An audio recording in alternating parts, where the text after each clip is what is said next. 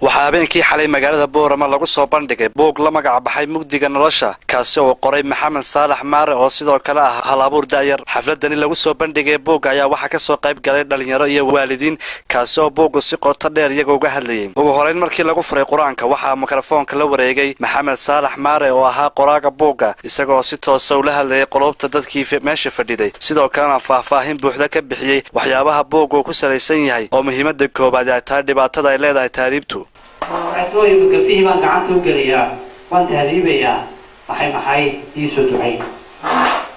waxa jiraan kuuri oo taariikhku ugu soo ducaynay soo noqo ma yabeetroy waa taariikhya iiso ducay telefoonka way ku celisay lambarkaas uu leeyahay wada qaaqday dhowr isha kadib toddobaad iyo badh inay ahayd ma qaani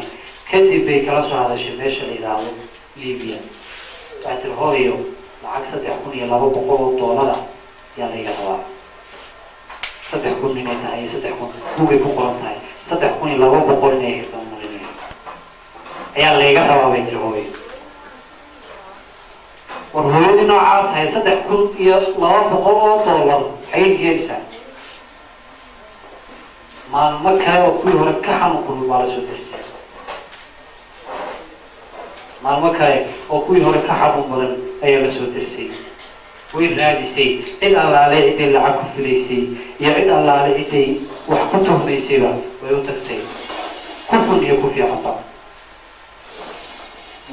waxay soo heshay $1,800 laba toddobaad bay u leegisay miri iyo magaalada waan bareetay xoolo lacag hanti kale in allaale inta ku hubay waan u tagay oo waan hoos fadhiistay oo waan duloobay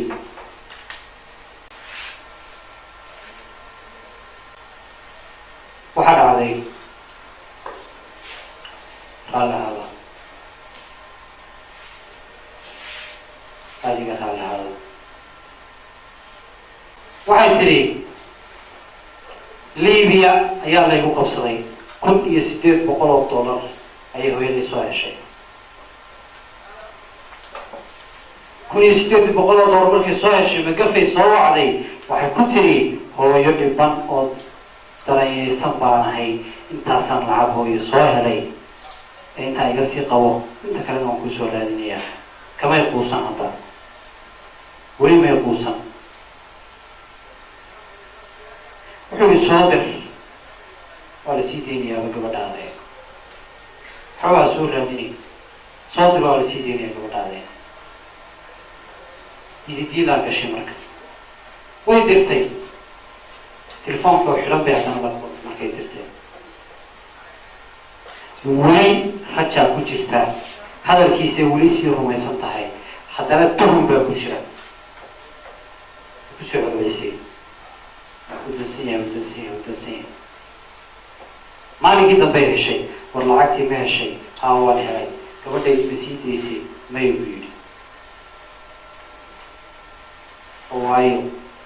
dad soo dirin biyo saddex ashee soo socota gabadha kaliya kala baxaya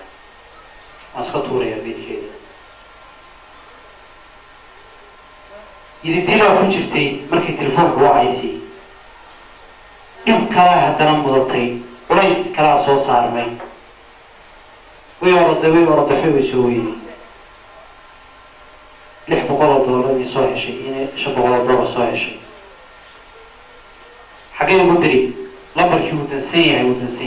inta wixii ka dambeeyay waxa hadalka la wareegtay Faysal Sheekh Saciid oo kamid ahayd waalidiintii ka soo qayb galay munaasabadaasi iyadoo si gaar ah iyaduna ula hadashay dhanka dumarka marka waxa weeyaan bulshadeena Soomaaliyeed wax ma qori jirin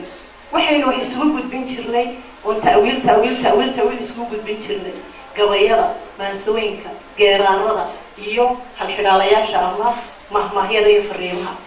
qofka bini'aadmiga dadka qaar bad sidii lahayd IQ-da kala siiyay ama uu ka memory-ga ku jira oo kala capacity badan ayaa dadka qaar hal mar marka loo tiriyo gabayga kolka uu qof xafidi jiray waxaan ka xusaa Xuseen Dhigle oo ahaa recordkii sayidka kolkii damana gabayaan noqday sayidku marka uu fariin diray Xuseen Dhigle uu dhageysan jiray hal mar uu fariinta gabayga tirin jiray waxa laga yaabaa gabaygaas inuu 300 page ama 300 oo weerood وهل مرحب فيدي مرلبان يقوم بعينين dhankooga iyaguna waxaa hadalka isaga dambeeyay dhalinyartii ka soo qayb gashay xafladaasi oo isugu jiray hal abuuro iyo marti sharaf kale maxamed saalax maare u mahad celin maayo waxa uu yidhi yaa la ii mahad celin saalo waxaan leeyahay hal maalinood sida libaaxa u noolaato ayaa ka qiimo badan 1000 sanood sida goryada noolaato soco oo samada gaar rabbina ku garabko intaas ayay ka filan ولكن محمد صالح ماري طبعا ما حاضين معي هذين السلوبين ويقرأ هاني إنكسوي هاي ما لا يشكر الناس لا يشكر الله طبعا أنت معاوي نحسوسي إن بدنا نجمع ذا كراس تقول ويزن أكلي إيموشن كأنت هذا يتحيي أنت سو مودي هي إنه أم هذين الرجال أنت نحسوسي طبعا النجمة مقلين وين جود الشراء تلاقي السلاسة أنت حكتا بوق طبعا ما هرت واحد تشيل القلويك يحاول وحيابي مثلا ماشي كسوق لي بوق هروم آخرين إنفورميشن كمان ليزن طبعا ما كان ماشي سوق في لسني وحبا مفيلي يمكن وحبا يجي صباحي وحبا يبوق ويفهم ويسوى بني هرت واحد سيرتي أكادي ولكن ورسمشي دعوة حاجة مفردية بوق يسيك كهوري هابا كيف جباين ولا شيء ذا يبوق الأدرس وخي أكادي مدام شردي إيو مدوق إيو وحيابها قار استسبابين وحنو قاطعون إنه قصة إيو ماليه كسي راعي دون هساهاتي وحنو فيني باقي قصوة بحي waxay noo sahlay waajibka gudano oo ayna buug akhrino buug cusub ayna horyaala waliba buugtu way kala qiimo badan tahay markuu buug yahay waaqic xaalad taagan markuu ka sheekeynayo buugta kale uu ka sii xigtiraa buugu ma akhrina ugu laakiin waxaan ka haystaa aragti waxa uu ka hadlayo waa mugdiga nolosha qaybo badan macnayaal badan buu yeelanayaa macnayaasha uu yeelanaya waxaa kamid ah tahriib buuggu wuxuu ka sheekeynayaa si gaar ah u taabanaya aafada tahriibka iyo dhibaatada ay ku hayso dhalinyarada buugga mugdiga nolosha ayaa noqday mid koobsaday dhibaatooyinka laga dhaxla tahriibta isagoo habeenkii xalay ahaa bandhigiisii saddexaad kadib markii hore loogu soo bandhigay magaalooyinka Garowe iyo Boosaaso 7 Maarch iyo 22 bishii Abriil ee isla sanadkan 2017 Cabdulqaadir Diidi Suxufi Times magaalada Boorama